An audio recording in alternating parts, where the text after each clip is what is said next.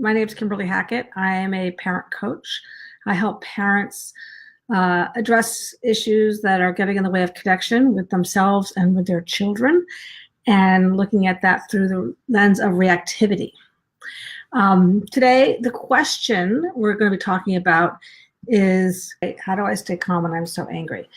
So one of the things I think that parents do is, we all do, is there's a lot of shame. We feel a lot of shame when we get really angry, and instead of going to hiding about it, we think, oh, a good parent, a perfect parent doesn't get angry, doesn't lose their shit at their kids for the littlest things, right? But we do. The littlest things. I mean, there's like nothing, and we lose it. And so where's that coming from? I mean, where is that coming? Really, where is that coming from? And that becomes the work, like understanding really where the feeling comes from, because it keeps coming up. Now, anger is one feeling that we're talking about. It could be frustration, annoyance, disgust. I mean, it could be sadness. It could be any strong emotion that keeps coming up when your child does something that pushes your buttons in a very specific way. We try to do mind over matter. We want to be perfect. We say, okay, we're going to just keep our shit together, and we're not going to get angry. But then after 6 days, we lose it. Because the matter, the thing that we're trying to avoid is the strong expression, these powerful feelings, these uncomfortable feelings that get sort of come out of us without our control. And that is scary. That's scary. We get scared when we get angry at our kids. And it comes from deep inside of us. So the matter, what's going on inside of us, we can't mind over. We can try.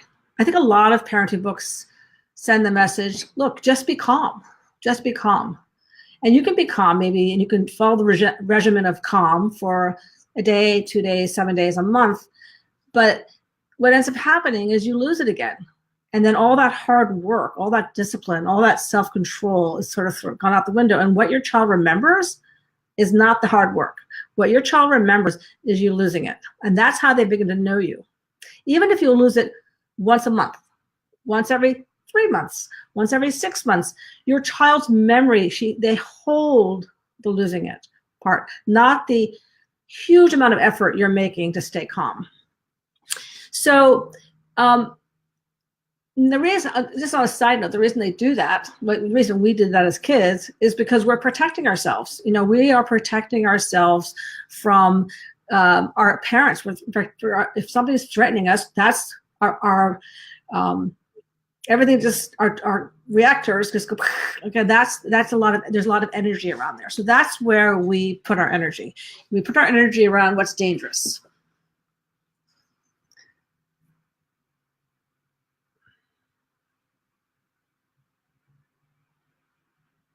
So you can be angry. You can be angry and calm at the same time, but you got to recognize that you're angry.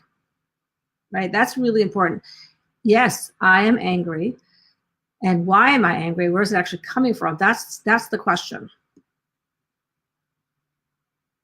Your child has pushed a button in you, and you're triggered. And the idea is that you start to say, I'm noticing I'm triggered. And the trigger can be very subtle. It can sort of grow, right? But we don't often always just feel trigger and then have this massive amount of rage. A trigger can be very slow growing, and it can evolve. So basically, the idea is like you notice when you're triggered, and it could be something very subtle. So, oh, I'm starting to get triggered. The minute you notice you're triggered, you start to have a relationship with that trigger, with that feeling. And the feeling is part of you. It's not all of who you are. Where we get into trouble is we don't notice that we're triggered, and we chug along. And then before we know it, something else happens. And it really is that, the last straw thing, which is absolutely nothing, probably, but that becomes this massive problem, and we explode. But we have actually been sort of stewing for a while.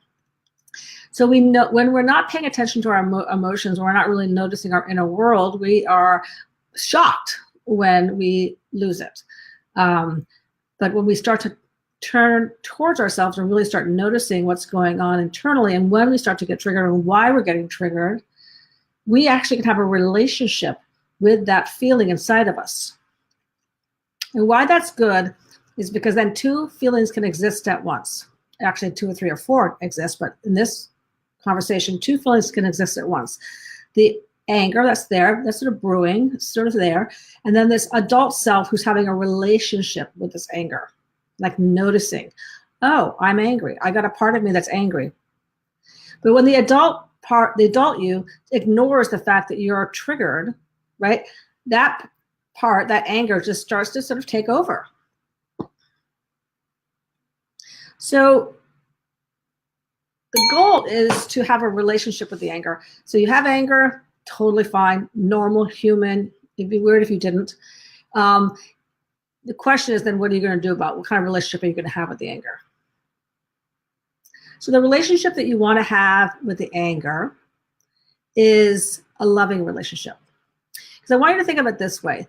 The anger, if you think of your 8-year-old child coming up to you and being really angry and really sad, would you say, stop it, go away, only come talk to me when you're happy? No, you would try to problem solve with your child. You'd be probably very validating, very loving.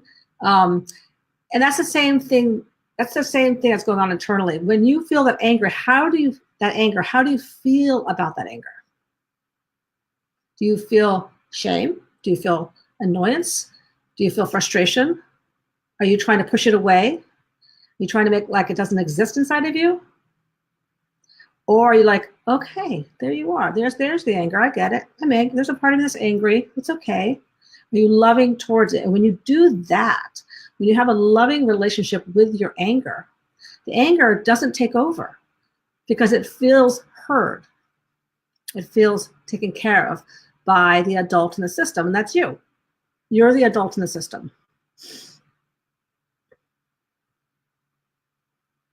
You're the adult for your child out here, but you're also the adult for the children or the inner children that are live inside of you. And the inner child in you is all the different parts of you, all the different experiences, all the different ages of you through time. So however old you are now, every year of your life, every experience of your life lives inside of you. So what's getting triggered is often something that's happened in the past.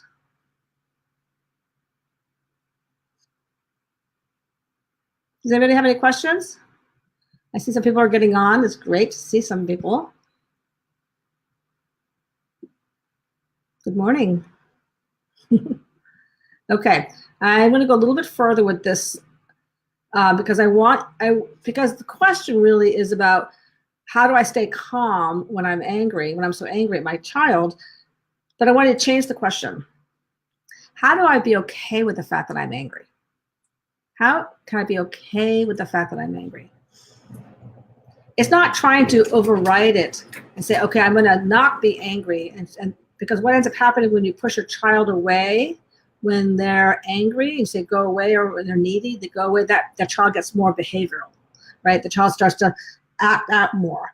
The same thing happens internally. When we deny our feelings, when we deny that we're angry, and we're going to say, I'm going to be calm no matter what, that anger gets stronger inside of us.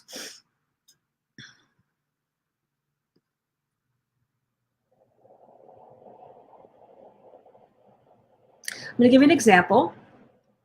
This example I'm making up.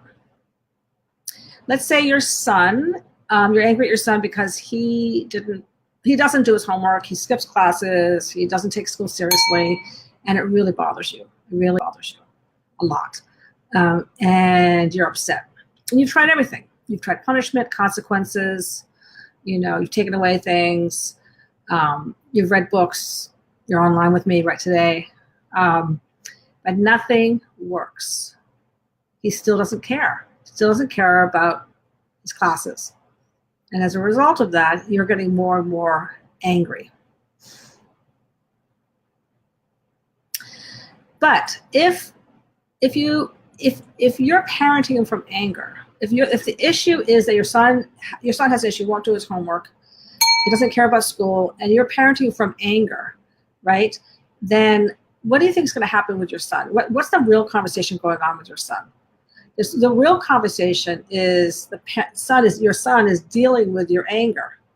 So what you're really talking about is how to get mom calm, how to give mom what she wants, or how to fight mom, or how to get her away from me, rather than the subject, which is really, why don't you like school? What's going on with this class? What's really happening here? So you can't parent your child. You can't be in a relationship with your child when the anger is taking over, right? On a deeper level, though, so to make that U-turn is to understand why you feel angry in the first place. Everyone's story is different. Everyone has a different story. So I'll make this one up. Let's say this mom's anger is connected to the pressure she felt from her father when she was a kid about getting good grades. And so her father would be very firm with her. He would be very angry with her if she wasn't doing well, and he would reward her if she was doing well in school. So this mom has developed a sort of fear of failure. So she's afraid, whether she realizes it or not, she's afraid that she's afraid she has got a fear of failure in her that's about 12 years old, right? So that means when she was around 12 years old, she really developed this anxiety around failing. So she created this way of dealing with the world and dealing with success that she was not going to allow herself ever to fail. Now she's got a son who doesn't care about school. That's a problem, right, for her. It's a massive trigger. So she looks at his failure. She sees his failure as a threat to her, not to her adult self, but to her 12-year-old self. Because when she's triggered, right, when she gets angry at her son, she's 12 years old. She goes back in time. And that becomes the 12-year-old parent and the 15-year-old. Doesn't work. So the goal, the deeper work, is for the parent, this mom, to sort of make a U-turn and say, okay, there's a part of me that's really angry. Where does it really come from? What's really going on here? And the minute you do that, you create a little bit of space. You don't have to go much farther than that if you don't want to. You could just do that and say, oh my gosh, the anger is not just about my son. The anger is also about how my dad put this pressure on me, right? So you start to connect the past to the present. You start to have a relationship with yourself, right? And that becomes super interesting. And also, it is a resource for you to parent your child. So suddenly you have this capacity for empathy. Oh, I get it. I get it. Well, how I experienced this, I didn't like that. And I have more empathy of how my son might be experiencing me right now. So you can make some adjustments.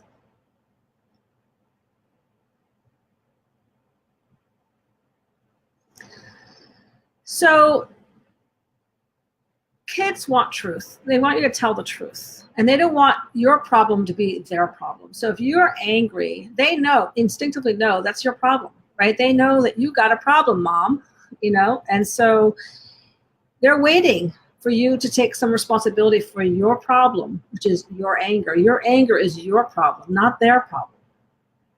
So when parents step up and say, okay, let's have a family meeting about this, or let's have a family meeting, I'm going to own right from the get-go that this problem, that this anger I have with you, has to do a lot of it has to do with the fact that this happened to me when I was a kid. It's not to say that I like the fact that you're not doing your homework, but the conversation completely changes when you take the anger out and move it over there, and you become the parent, right, who is actually authentically now calm and has this space to problem solve with her son and the son with her. The issue is still an issue, but you've taken the anger out of it. And it's always interesting to see once the parent takes their reactivity out of the interaction with their child, there's a massive shift that happens with the child, because a lot of times kids are fighting their parents' anger. They're fighting their parents' when parents are parenting reactivity, kids react. So when you take the parents' reactivity out of it, suddenly the issue really is about what's going on with you. What's going on with you? How can I help? So I recommend that you go to my website, KimberlyHackett.com, and download my free No Conflict Family Meeting guide. And in about a week and a half, there's going to be some more stuff out there for around this about how to do a family meeting really successfully. So that's it for me today. Thank you so much for listening and for showing up. And I will see you next week at noon. Now I have to learn how to turn this off, and I'm going to end broadcast. Bye.